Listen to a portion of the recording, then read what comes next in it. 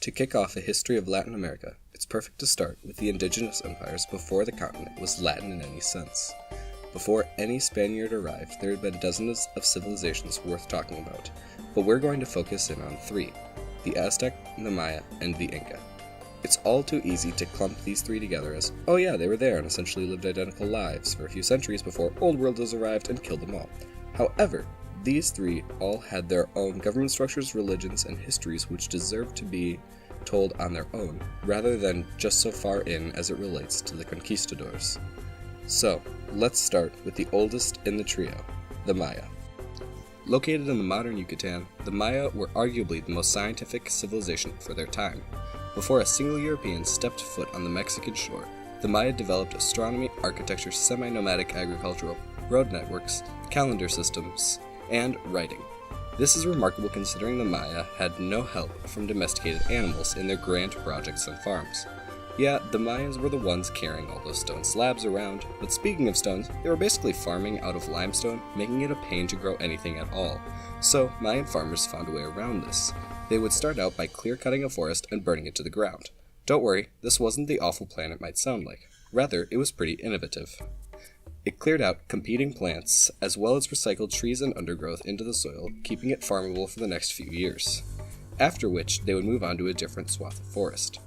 Farms led to surplus food, and that meant cities, the most impressive of which surrounded huge temple complexes with roads connecting them.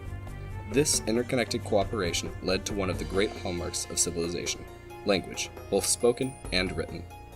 This allowed religious leaders to use the writing all over temples and in recording dynasties, which is where we get a lot of what we know about the Maya. They weren't too good at writing about how they disappeared, though. It wasn't like they were going to carve. He must have died while carving it. Oh, come on! Though, we can make a solid guess.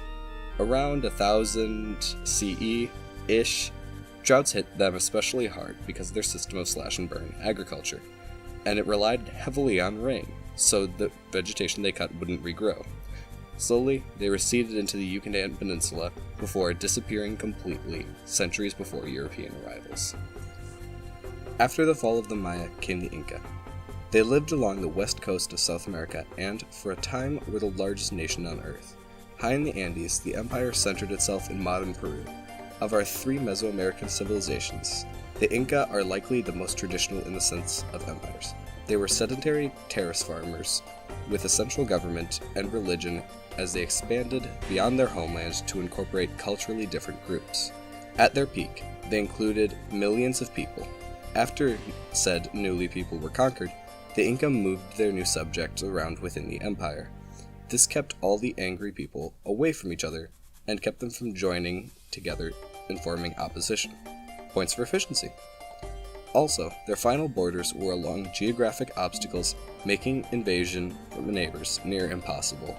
However, one of their most fascinating institutions was the mita. There were no taxes in the modern sense. Instead, each citizen owed a certain number of days of labor. This could be used to make roads, traverse mountains, sun temples, public works, military service, and even colonization. But that wasn't colonization in the sense that they were setting out across the sea to form a new and greater Inca empire. It was closer to, yeah, we're going to send some people to a new place in the mountains and have them farm. They had a rich agricultural system because of their climate. As you climb the mountains, the weather gets drier and suitable for different crops. This gave them an abundance of food, while their main staple was potatoes, and thanks to those publicly constructed roads, they could transport food and goods throughout their empire fairly easily. And while you may never have heard of the Inca and Maya before, the Aztecs have quite a different reputation. The Aztec Empire was the name of the empire formed by the Mexica people, who migrated south from what's now central Mexico, and according to legend, they were moving south when they saw an eagle perched on top of a cactus with a snake in its mouth. So there, they built their city. With their new city, they formed the Triple Alliance with two other major cities, as the leadership of a tributary empire that came to dominate the whole region. This is a system where, again, they didn't have taxes. They used a more violent approach. The Aztec army would show up at a foreign town and demand two things: the town send them whatever they ask on a regular basis, and that they add Huitzilopochtli to their pantheon of gods. They didn't have much choice in the matter, so they then became part of the Aztec Empire. Linked to that, if there's anything you know about the Aztecs, it's probably the human sacrifices. While that reputation isn't entirely undeserved, it's important to remember that they thought the world was at stake.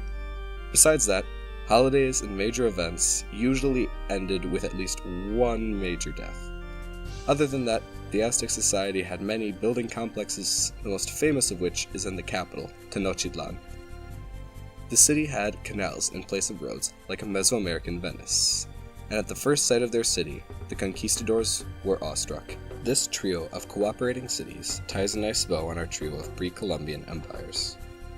For me, the takeaway from these civilizations is to consider the environment that gave rise to each and to measure by its own merits. The Aztec projected their power far beyond a few cities to control tributaries. The Maya had a grasp of advanced astronomy and beat some of their neighbors to creating a written language by centuries, while farming in inhospitable rocks.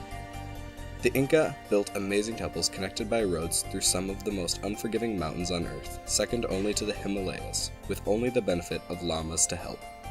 Anyway, despite these advancements, they weren't long for this world once Spain arrived.